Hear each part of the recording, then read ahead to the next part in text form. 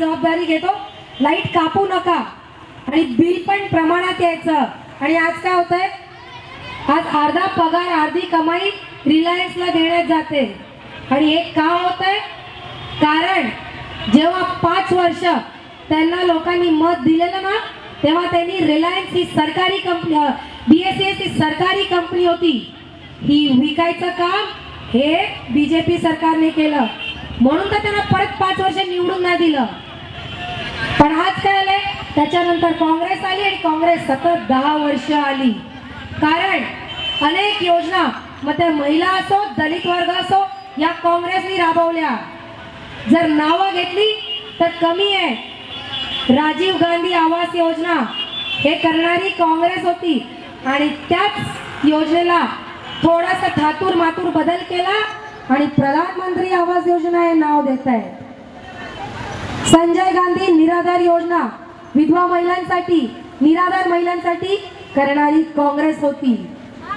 जे आपलं अन्न सुरक्षा कायदा, ती कुठली योजना नाही पण कायदा आहे, ही बनवणारी काँग्रेस होती. सोनियाजी स्वतः आजारी असून सुद्धा गोर गरीब जनतेला न्याय मिळाला पाहिजे आणि कोणी उपाशी पोटी झोपायला नको म्हणून असा त्यांनी कायदा बनवला की जरी समजा सरकार बदलली पण माझा गरीब, जे माझे गरीब भगिनी आहेत आणि बंधू आहेत, त्यांनी उपाशी पोटी झोपायला नको. 1, 2 आणि 3 रुपयात धान्य आणि मोठा धान्य केलं, हे काँग्रेसने केलं. आणि आता मिळतंय का तुम्हाला? कारण का नाही मिळत आहे? कारण जेव्हा आपण हे विकत घेतो तेव्हा गव्हर्नमेंटला पैसे द्यायला लागतात आणि ह्या बीजेपी गव्हर्नमेंटनी ते पैसे बंद केले म्हणून तुम्हाला ते मिळत नाहीये. मग जिकडे काँग्रेसने पोट भरण्याचं काम केलंय, तिकडे बीजेपीने पोट खाली ठेवण्याचं काम केलंय, उपाशी झोपण्याचं काम केलंय. आज माझ्या महिला भगिनींना जेव्हा रात्री घरातली मुलं बाळं आणि यजमानांना उपाशी बघता येतं का तुम्हाला? काय करावं लागेल? निवडून दिलाय, अच्छे दिन, दिशाभूल केलेली ना आपली, स्वप्न दाखवलेले आहे. पण आता काय आजी जोरात बोला, आम्हाला बोलून फायदा नाही. 6 महिन्यानंतर इलेक्शन येत आहे आणि त्या इलेक्शनच्या वेळेस जी चूक घडली आहे ना, त्याला सुधारवायचं काम करा. दुसरी गोष्ट भाऊनी चर्चा केली, तिकडे शौचालय काँग्रेसच्या लोकांनी स्वतःच्या पैशाने बनवून दिलेले, रस्ते लाईट नाहीये. आज मला विचारायचंय, सरकार सेंट्रलला असो की स्टेटला असो, आज तुमचीच आहे हो.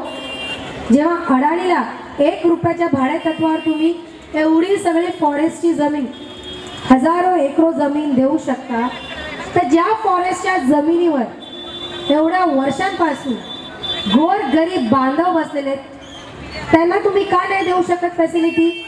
त्यांना तुम्ही का नाही देऊ शकत? आज माझा कुठेतरी प्रभाग, मी स्वतः नगरसेविका असल्यामुळे माझा प्रभागात थोडासा फॉरेस्टचा भाग लागतो. नाकी 9 येतात आम्हाला ते रस्ते पास करायला, झाले करायला, पण नाकी 9 येत आहेत.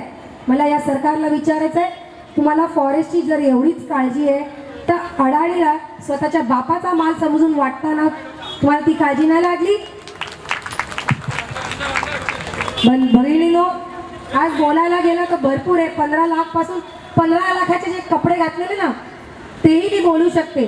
पण कुठेतरी आज आपण इकडे आलेलो आहोत अण्णाभाऊ साठेंच्या जयंती निमित्ताने, आणि एकच दुखवत आहे, ज्यांनी संयुक्त महाराष्ट्र चळवळीत एवढा मोठा भाग घेतला, स्वतः एक कवी असून त्याने दलित वर्गासाठी, महाराष्ट्रासाठी एवढी दगदग केली, अशा अण्णाभाऊ साठेंचे जे काय शिकवण आहे ही सरकार विसरलेली आहे. कारण 2 वर्षापासून जेव्हापासून बीजेपी सरकार आलेली आहे, काय बघितलंय तुम्ही?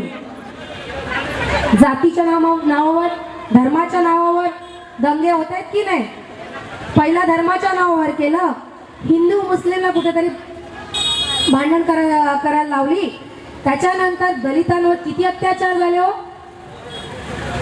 आणि असं असून सुद्धा निर्लज्जासारखे ही लोक अजून अच्छे दिन येतील, नुसतं 2 वर्ष झाली तेवढंच बोलताय.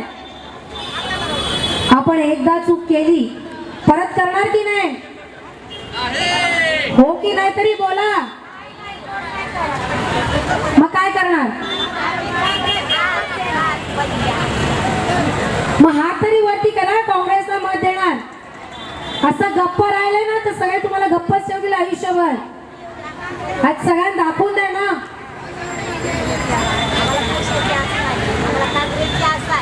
आहे ना. मग 6 महिन्यानंतर ह्या इलेक्शनचा प्रचार नव्हे, मी इलेक्शनचा प्रचार करायला नाही, तेव्हा पण येईन तुमच्याशी बोलायला. पण हा प्रचार नव्हे तर हा एक चांगला कार्यक्रम आहे आणि मला तेवढंच इथे बसून तुम्हाला एवढीच जाणीव करून द्यायची होती की गोड बोलण्याने आणि मोठ्या मोठ्या बाता करण्याने अच्छे दिन येत नाही. त्यांना नक्कीच गोरगरीब जनतेची जी परिस्थिती आहे त्याची जाणीव असली पाहिजे, त्यांची कळकळ असली पाहिजे. आणि अशीच लोक म्हणजे ज्यांनी देशाला स्वातंत्र्य, ब्रिटिश राजापासून स्वातंत्र्य मिळवून दिलं, अशीच काँग्रेसची लोक करू शकतात.